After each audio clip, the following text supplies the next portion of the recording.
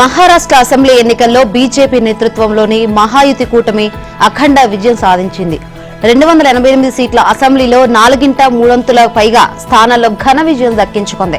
కూటమిలోని BJP 149 స్థానాల్లో బరిలోకి దిగి ఏకంగా 132 స్థానాల్లో గెలిచింది. అంటే దాదాపు 90% విజయాన్ని సాధించింది.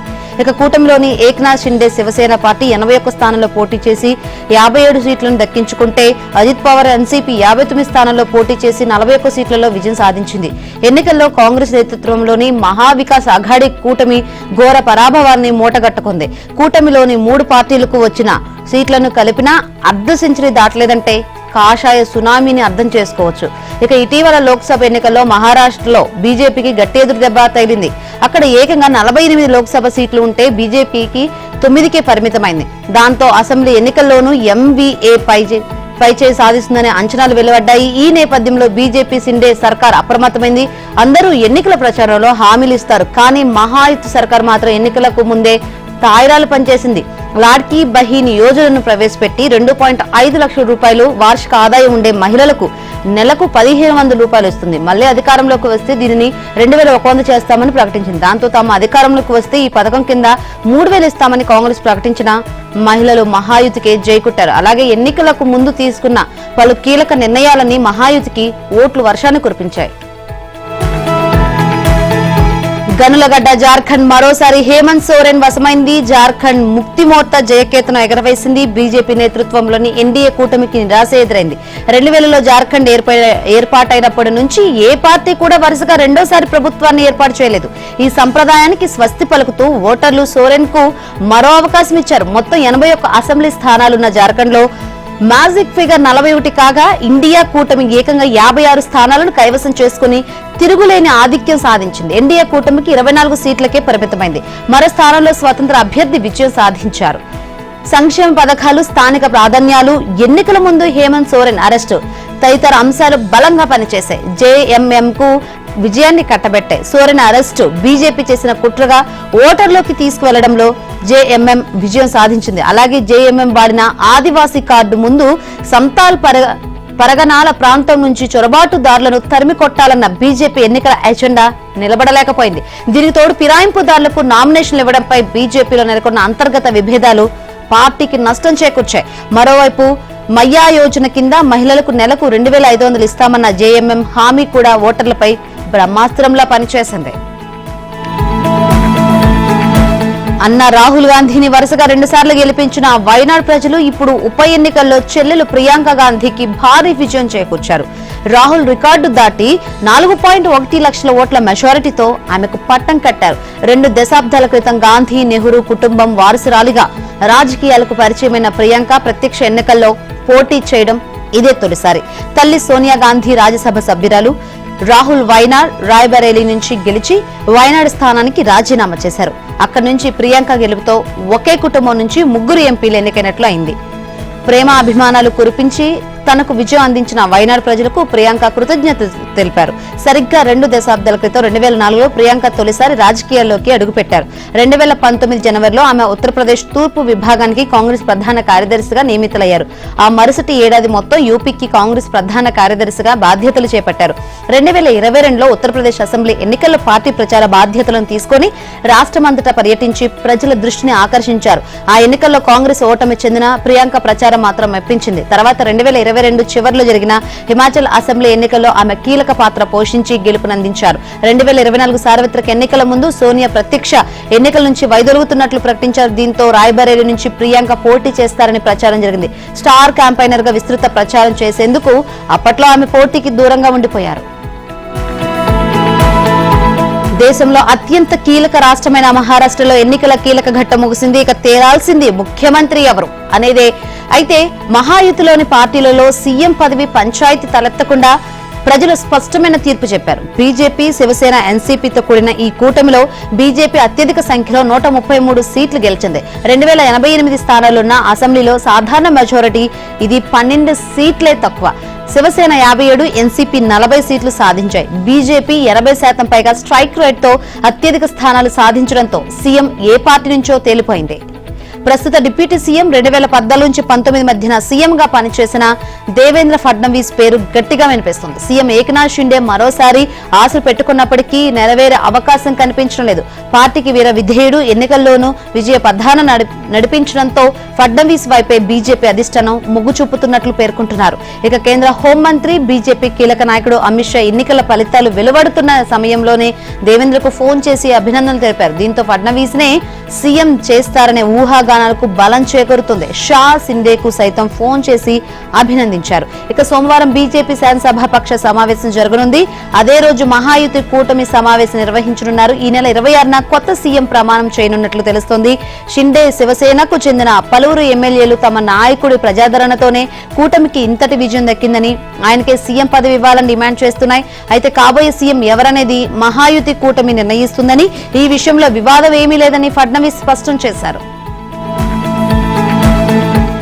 తన వర్గం ఎమ్మెల్యేలను కూడగట్టుకుని బీజేపీ మద్దతుతో సీఎం అయిన ఏకనాథ్ షిండే నిన్నటిదాకా తిరుగుబాటు నేతే, ఇప్పుడు మాత్రం జనామోదం పొందిన అగ్రనేత. 2.5 ఏళ్ల క్రితం బీజేపీ సాయంతో శివసేనను చీల్చి ముఖ్యమంత్రి పగ్గాలు చేపట్టి కమలం పెద్దల ఆశీస్సులతోనే పదవిలో కొనసాగాడనిపించుకున్న షిండే తాజా ఎన్నికల ద్వారా ఒక్కసారిగా శిఖర స్థానానికి ఎదిగారు. ఇప్పుడు మహారాష్ట్రలో దిగ్గజ నేత. ఉద్దవ్ ఠాక్రే శివసేన మట్టి కరిపించడంతో అసలైన శివసేన అధిపతి తానేనని అనిపించుకున్నారు. గత లోక్సభ ఎన్నికల్లో 15 స్థానాల్లో పోటీ చేసిన 7 గెలిచి పెద్దగా ప్రభావం చూపలేకపోయిన షిండే శివసేనను మహాయుతి కూటమి భాగస్వామిగా తాజా అసెంబ్లీ ఎన్నికల్లో 57 స్థానాల్లో పార్టీని గెలిపించుకుని పడిలేచారనిపించుకున్నారు. 2.5 ఏళ్లకు ఆయన ముఖ్యమంత్రిగా ఆయన ప్రవేశపెట్టిన వివిధ పథకాలకు లభించిన ఆదరణ ఆయనకు ఓట్లు రాల్చిందనే అభిప్రాయాలు వ్యక్తమవుతున్నాయి. బాల్ ఠాక్రేకు వీరాభిమాని, అదే ఆయన రాజకీయాల్లోకి ప్రవేశించేలా చేసింది. 1980లో అప్పటి ఠానే శివసేన అధ్యక్షుడు ఆనంద్ దీఘే ఆశీస్సులతో షిండే రాజకీయాల్లోకి వచ్చారు. 1990లో ఠానే మున్సిపల్ కార్పొరేషన్ కు ఎన్నికయ్యారు. 2001లో ఆనంద్ దీఘే స్థానంలో ఠానేలో శివసేన పగ్గాలు చేపట్టారు షిండే. తాజా ఎన్నికలతో కలుపుకుంటే కోప్రి, పచ్ పఖాడి అసెంబ్లీ స్థానం నుంచి షిండే వరుసగా 5 సార్లు ఎమ్మెల్యేగా గెలిచారు. 2019లో ఆరోగ్య, కుటుంబ సంక్షేమ శాఖ మంత్రిగా బాధ్యతలు చేపట్టారు. తాజా ఎన్నికల్లో ప్రజలు అభివృద్ధికి పట్టం కట్టారని ప్రధాని మోదీ అన్నారు. అబద్దాలు, వంచన రాజకీయాలకు పాల్పడిన కాంగ్రెస్ దాని మిత్రపక్షాలను ఓడించారని చెప్పారు. ఢిల్లీలోని బీజేపీ ప్రధాన కార్యాలయంలో ఏర్పాటు చేసిన విజయోత్సవ సభలో మోదీ ప్రసంగించారు. మహారాష్ట్ర అన్ని రికార్డులను బ్రేక్ చేసిందన్నారు.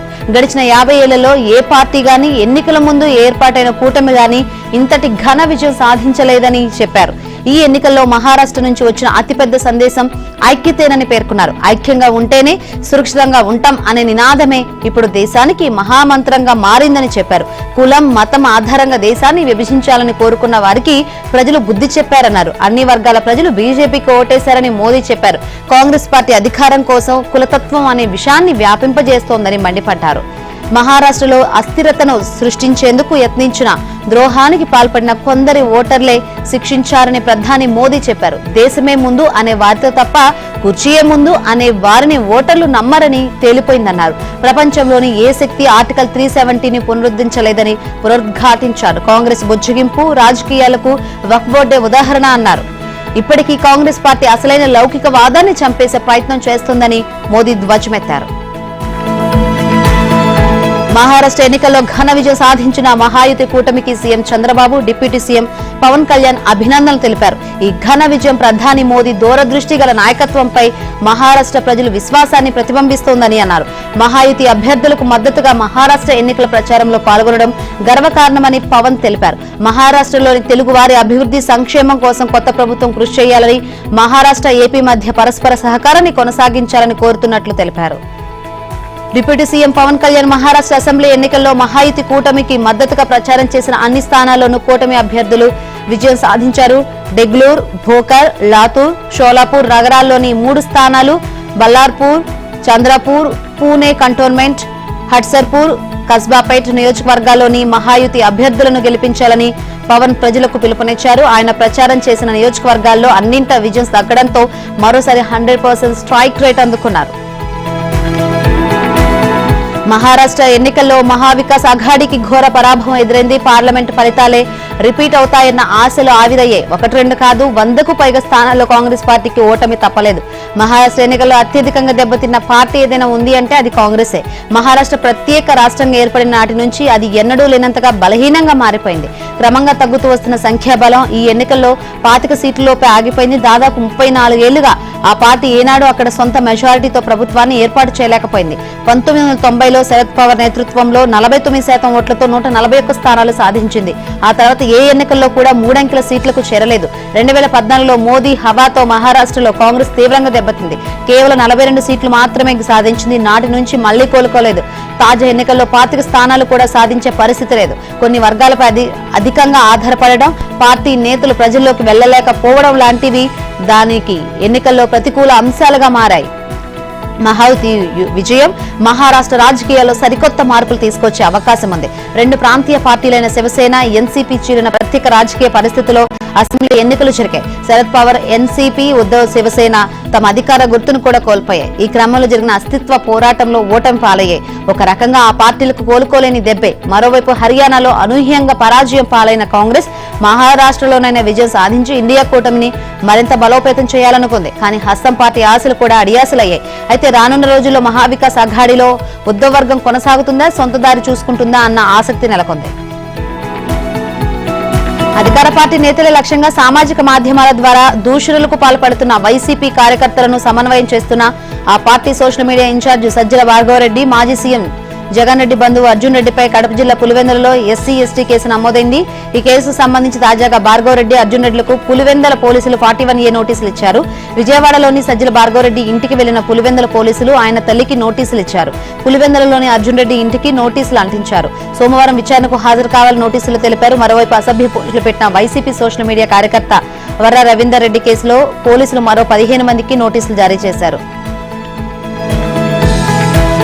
సౌర విద్యుత్ ప్రాజెక్టు ముడుపుల కేసులో మాజీ ముఖ్యమంత్రి జగన్మోహన్ రెడ్డి మెడకు ఉచ్చు బిగుసుకునే అవకాశం కనిపిస్తుంది. జగన్ ను ప్రాసిక్యూట్ చేసే అవకాశాలను రాష్ట్ర ప్రభుత్వం పరిశీలిస్తోంది. సౌర విద్యుత్ కొనుగోలు ఒప్పంద వ్యవహారంతో America securities and exchange commission అక్కడి కోర్టులో అభియోగాలు నమోదు చేసిన విషయం తెలిసిందే. అమెరికాలో గౌతమ్ అదానీ తదితరులపై కేసు నమోదు చేశారు. 2021లో ఆంధ్రప్రదేశ్ ప్రభుత్వం 7,000 మెగావాట్ల సౌర విద్యుత్ కొనుగోలు ఒప్పందం చేసుకోవడానికి 1,750 కోట్ల రూపాయలు లంచం ఇచ్చారని ఛార్జ్షీట్లో పేర్కొన్నారు. ఈ వ్యవహారంలో అప్పటి ఆంధ్రప్రదేశ్ ముఖ్యమంత్రి ఉన్నారని ఛార్జ్షీట్లో నిర్దిష్టంగా ప్రస్తావించారు. దీని ఆధారంగా జగన్ పై అవినీతి నిరోధక చట్టం కింద కేసు నమోదు చేయవచ్చన్న కోణంలో కూటమి ప్రభుత్వం న్యాయ నిపుణుల సలహా కోరింది. అవినీతి నిరోధక చట్టంలోని 17A అధికరణం ప్రకారం మాజీ సీఎంను అరెస్ట్ చేసి విచారణ జరపడానికి గవర్నర్ అనుమతి అవసరం. ఈ విషయంపై ఓ మంత్రి మాట్లాడుతూ రాష్ట్రాన్ని లూటీ చేసిన వాళ్ల విషయంలో సానుభూతి చూపించాల్సిన అవసరం లేదన్నారు. 100 కోట్ల లంచాలు చేతులు మారాయని అమెరికాలో కేసు నమోదైన తర్వాత చూస్తూ ఎలా ఊరుకుంటాం, అందుకే న్యాయ సలహా తీసుకుంటున్నామని తెలిపారు. తాము దీనిని తేలిగ్గా తీసుకోవడం లేదన్న సంకేతం ప్రజల్లోకి పంపడం కోసం అసెంబ్లీ సమావేశాల్లో కూటమి పార్టీలు తమ సభ్యులతో మాట్లాడించాయి. బీజేపీ పక్షనేత విష్ణుకుమార్ రాజు, టీడీపీ ఎమ్మెల్యేలు గోరంట్ల బుచ్చయ్య చౌదరి, వసంతకృష్ణ ప్రసాద్ తదితరులు సౌర విద్యుత్ టెండర్ల వ్యవహారం ప్రస్తావిస్తూ జగన్ పై చర్యలు తీసుకోవాలని డిమాండ్ చేశారు. అయితే ఒప్పంద పత్రాలను పరిశీలించి సంబంధిత అధికారులతో చర్చించి సమాచారాన్ని సీఎం చంద్రబాబుకు చేరవేస్తున్నట్టు తెలుస్తోంది. జగన్ ప్రభుత్వం ఇలాంటి అవినీతి వ్యవహారాలకు పాల్పడి అస్తవ్యస్త విధానాలను సాగించడం వల్లే ప్రజలపై విద్యుత్ భారం పడిందన్నారు. ఈ వ్యవహారాన్ని క్షుణ్ణంగా పరిశీలిస్తున్నామని, ఆ తర్వాత అధికారికంగా స్పందిస్తామని రవికుమార్ స్పష్టం చేశారు. వైసీపీ ప్రభుత్వ హయాంలో అడ్డు అదుపు లేకుండా రెచ్చిపోయిన వారిపై చర్యలు తీసుకునేందుకు పోలీసులు సిద్దమవుతున్నారు. జగన్ రెడ్డి పాలనలో వారిపై కేసులు కూడా నమోదు చేయని పోలీసులు కూటమి ప్రభుత్వం అధికారంలోకి వచ్చిన తర్వాత వారిపై చర్యలకు సిద్దమవుతున్నారు. అక్టోబర్ 4, 2020లో శ్రీకాకుళం జిల్లా నరసన్నపేట పరిధిలో ఓ గ్రామంలో జరిగిన గ్రామ సచివాలయ ప్రారంభోత్సవ కార్యక్రమంలో ఏపీ మాజీ డిప్యూటీ సీఎం ధర్మాన కృష్ణదాస్ అమరావతి రైతులను కించపరిచేలా మాట్లాడారు. పెయిడ్ కూలీలు నోటితో అనకూడదని వినకూడని పదాలతో బహిరంగంగా మాట్లాడారు. దీనిపై టీడీపీ నేతలు పోలీసులకు ఫిర్యాదు చేసినా చర్యలు తీసుకోలేదు. ఈ వ్యవహారంపై మరోసారి తొళ్లూరు పోలీస్ స్టేషన్లో ఫిర్యాదు చేశారు. ఇప్పటికైనా కృష్ణదాస్ పై చర్యలు తీసుకోవాలని టీడీపీ నేతలు, రైతులు కోరుతున్నారు. వివాదాస్పద దర్శకుడు ఆర్జీవి వైసీపీ పాలనలో AP CM Chandrababu, deputy CM Pawan Kalyan, మంత్రి లోకేష్ పై సోషల్ మీడియాలో అసభ్యకర పోస్టులు పెట్టాడు. రామ్ గోపాల్ వర్మ పోస్టులపై పెదపరిమికి చెందిన రైతు సంఘం మాజీ ఉపాధ్యక్షుడు నూతలపాటి రామారావు తుళ్లూరు PS లో ఫిర్యాదు చేశారు. ఆర్జీవి పెట్టిన పోస్టులు అసభ్యకరంగా ఉన్నాయని, చంద్రబాబు, పవన్ కళ్యాణ్, లోకేష్ ఫోటోలను రాష్ట్ర ఎన్నికల అధికారి కార్యాలయంలో ఫిర్యాదు చేయడానికి వచ్చిన టీడీపీ సోషల్ మీడియా మహిళా కార్యకర్తల తలలతో ఆర్జీవీ మార్ఫింగ్ చేశారని నూతలపాటి రామారావు అన్నారు. వెంటనే ఆర్జీవీపై చర్యలు తీసుకోవాలని పోలీసులకు విజ్ఞప్తి చేశారు.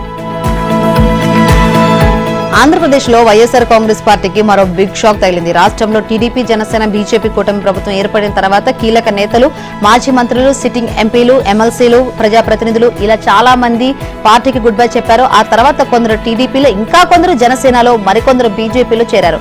అయితే ఇప్పుడు వైసీపీకి మరో ఎమ్మెల్సీ రాజీనామా చేశారు. ఎమ్మెల్సీ పదవికి వైసీపీకి రాజీనామా చేస్తున్నా అని జయమంగళ వెంకటరమణ తెలిపారు. కైకలూరు నియోజకవర్గం నుంచి గతంలో టీడీపీ ఎమ్మెల్యేగా పనిచేసిన జయమంగళ వెంకటరమణ గత ప్రభుత్వ హయాంలో అంటే వైసీపీ హయాంలో అప్పటి సీఎం వైఎస్ జగన్ సమక్షంలో టీడీపీని వీడి వైసీపీలో చేరారు. ఆ తర్వాత ఆయనకు ఎమ్మెల్సీ పదవి కట్టబెట్టారు వైఎస్ జగన్. అయితే రాష్ట్రంలో కూటమి ప్రభుత్వం ఏర్పడిన తర్వాత జయమంగళ వెంకటరమణ వైసీపీకి దూరంగా ఉంటున్నారు. ఈ నేపథ్యంలోనే వైసీపీకి గుడ్ బై చెప్పేందుకు నిర్ణయం తీసుకున్న జయమంగళ వెంకటరమణ ఎమ్మెల్సీ పదవికి రాజీనామా చేశారు. ఈ మేరకు మండలి చైర్మన్ కు రాజీనామా లేఖను పంపారు. జగన్ ప్రభుత్వంలో నాటి ప్రతిపక్ష నేత చంద్రబాబుపై ఎన్టీఆర్ జిల్లా నందిగామలో జరిగిన రాళ్ల దాడి కేసులో పోలీసులు చర్యలు తీసుకోవడం ప్రారంభించారు. ఈ దాడితో సంబంధం ఉన్న నలుగురిని శనివారం అదుపులోకి తీసుకున్నారు. నందిగామకు చెందిన సజ్జనరావు, బెజవాడ కార్తీక్, పరిమి కిషోర్, కంజికచర్ల ఏఎంసీ మాజీ చైర్మన్ మార్తా శ్రీనివాసరావును అరెస్ట్ చేశారు. 2022 నవంబర్ 4న బాదురే బాదురు కార్యక్రమంలో నందిగామ రైతు బజార్ వద్ద ఈ రాళ్ల దాడి జరిగింది. ఈ ఘటనలో Chandrababu chief security officer Madhusudan ముఖానికి గాయమైంది. నాడు జగన్ ప్రభుత్వంలో నిందితులపై ఎలాంటి చర్యలు తీసుకోలేదు. ఘటన జరిగిన తర్వాత అప్పటి పోలీసులు అధికారులు ఐపీసీ 124 సెక్షన్ కింద కేసు నమోదు చేసి వదిలేశారు. 2 ఏళ్ల తర్వాత ఇప్పుడు కదలిక వచ్చింది. కేసును పునఃదర్యాప్తును ప్రారంభించిన పోలీసులు కొత్తగా ఐపీసీ 120B, 324, 307, 353 సెక్షన్స్ చేర్చారు. సీసీ కెమెరాల డీవీఆర్ల ద్వారా అప్పటి ఫుటేజ్లను పరిశీలించారు. కాల్ డేటా రికార్డు డంప్ తీయించారు. దాడిలో నలుగురి పాత్ర ఉందని ACP ABG Tilak, Nandigama inspector YVVL Naidu వెల్లడించారు. బాదురే బాదురు కార్యక్రమం జరగడానికి గంట ముందు నందిగామ వైసీపీ కార్యాలయంలోనే ఈ దాడికి స్కెచ్ వేశారన్నారు. మాజీ సీఎం జగన్ పదవిలో ఉన్నంతకాలం రాజధాని అమరావతిపై విషం చిమ్ముతూనే ఉన్నారు.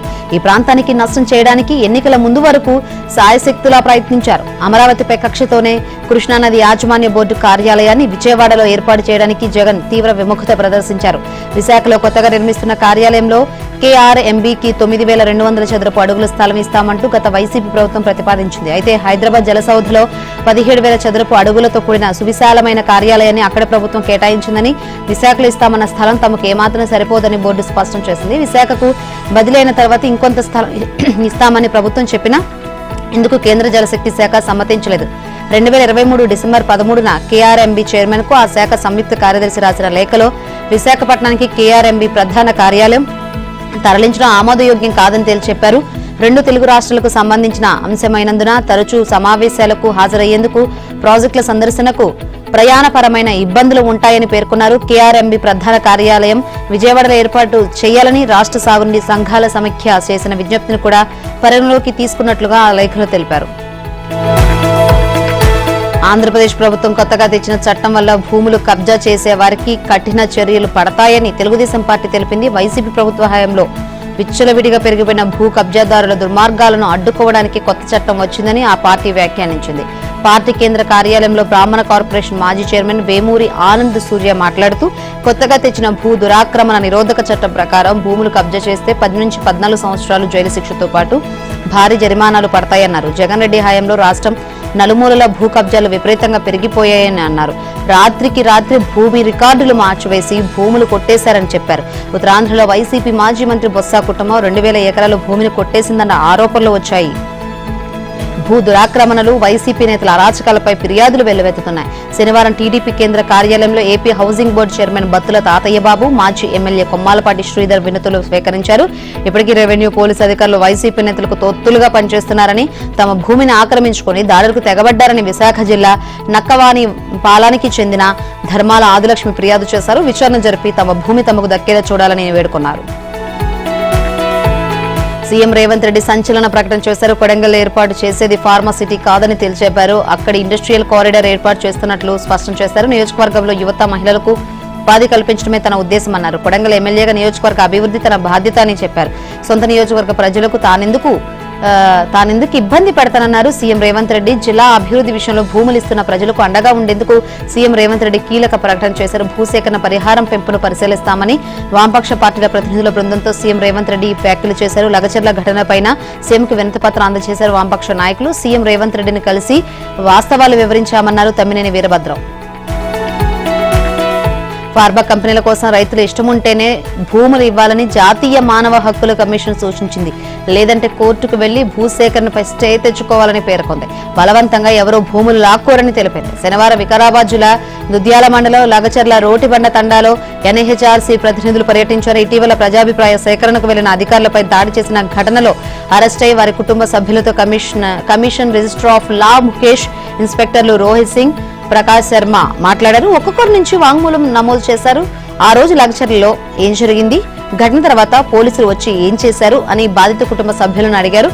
దీంతో ఘటన తీరును మహిళలు వివరించారు. మహారాష్ట్ర అసెంబ్లీ ఎన్నికల్లో ఘన విజయం సాధించిన నేపథ్యంలో బీజేపీగా తెలంగాణపై దృష్టి సారించనున్నట్లు తెలుస్తోంది. ఈ మేరకు పార్టీని సంస్థాగతంగా బలోపేతం చేసుకోవడంతో పాటు రాజకీయ వ్యూహాలకు పదును పెట్టే యోచనలో ఉంది. దక్షిణాదికి తెలంగాణను గేట్ వేగా భావిస్తున్న బీజేపీ అగ్రనాయకత్వం వచ్చే ఎన్నికల్లో ఇక్కడ అధికార పీఠాన్ని కైవసం చేసుకోవాలన్న పట్టుదలతో ఉంది. ఇందుకు అనుగుణంగా ఇప్పటికే అంతర్గత కార్యాచరణ అమలు చేస్తోంది. తాజాగా మహారాష్ట్ర ఫలితాల జోష్ను తెలంగాణలో కొనసాగించేందుకు సమాయత్తమవుతుందని పార్టీ ముఖ్య నేతలు చెబుతున్నారు. ఇందులో భాగంగా పార్టీని సంస్థాగత బలోపేతం చేయాలని జీహెచ్ఎంసీతో పాటు ఎమ్మెల్సీ స్థానిక సంస్థల ఎన్నికలను ప్రతిష్టాత్మకంగా తీసుకోవాలని రాష్ట్ర పార్టీని జాతీయ నాయకత్వం ఆదేశించింది. తెలంగాణలో త్వరలో ప్రజా తిరుగుబాటు రానుందని కేంద్ర హోంశాఖ సహాయ మంత్రి బండి సంజయ్ కుమార్ తెలిపారు. మహారాష్ట్ర ఎన్నికల ఫలితాల నేపథ్యంలో కరీంనగర్లోని మహాశక్తి ఆలయ ఆవరణలో ఆయన మీడియాతో మాట్లాడారు. కాంగ్రెస్ ప్రభుత్వ వైఫల్యాలపై బీజేపీ యుద్ధం ప్రకటించబోతుందన్నారు. మహారాష్ట్ర ఎన్నికల్లో మోదీ అభివృద్ధి మంత్రం పనిచేసిందన్నారు. కాంగ్రెస్ కూటమి ఎన్ని అబద్దాలు ప్రచారం చేసినా ప్రజలు నమ్మలేదన్నారు. భవిష్యత్తులో ఆ కూటమి ముక్కలు కావడం ఖాయమన్నారు. తెలంగాణలోనూ ఆ పార్టీలు లుకలుకలు మొదలు కాబోతున్నాయన్నారు. రాష్ట్రంలో కాంగ్రెస్ ప్రభుత్వాన్ని పడగొట్టే అవసరం బీజేపీకి లేదని స్పష్టం చేశారు. ఆ పార్టీ ఎమ్మెల్యేలు కూల్చుకుంటారన్నారు. ప్రస్తుత కాంగ్రెస్ ప్రభుత్వం కూడా నడుస్తోందని బండి సంజయ్ ఆరోపించారు.